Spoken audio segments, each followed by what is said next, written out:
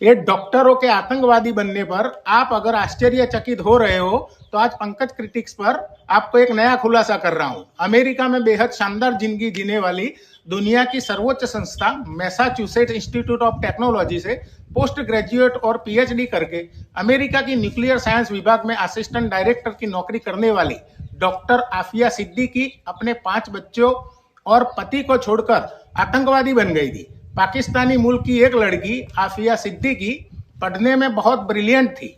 आगा Khan trust के scholarship पर उसने प्रतिष्ठित संस्थान MIT से न्यूक्लियर साइंटिस्ट में मास्टर डिग्री लिया था और फिर आगा खान ट्रस्ट के स्कॉलरशिप पर उसने अमेरिका में ही न्यूरो न्यूक्लियर साइंटिस्ट में PhD किया। उसके बाद वह अमेरिका के न्यूक्लियर साइंस विभाग में बड़े पद पर काम करने लगी। साथ ही साथ वह अमेरिका की 2 यूनिवर्सिटी में PhD और मास्टर डिग्री वाले बच्चों को न्यूक्लियर साइंस की प्रैक्टिकल नॉलेज भी पार्ट टाइम में देती थी। वह अमेरिका की कुछ चुनिंदा लोगों में से थी जिसे यूरेनियम और कल पुर्जे ले जाने पर कोई रोक टोक नहीं था।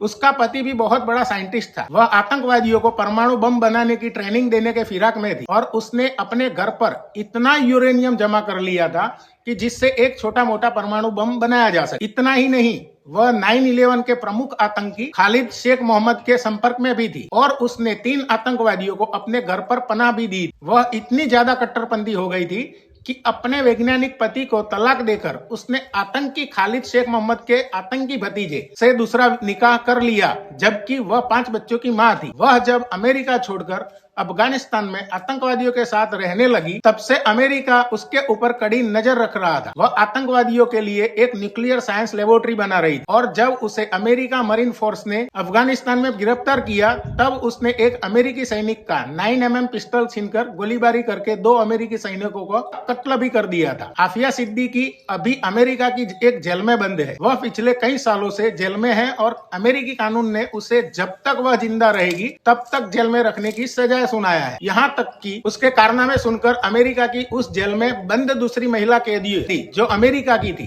उन्होंने उसकी जमकर कंबल कुटाई भी करी थी। उसे जेल में एक विशेष सेल में रखा गया है।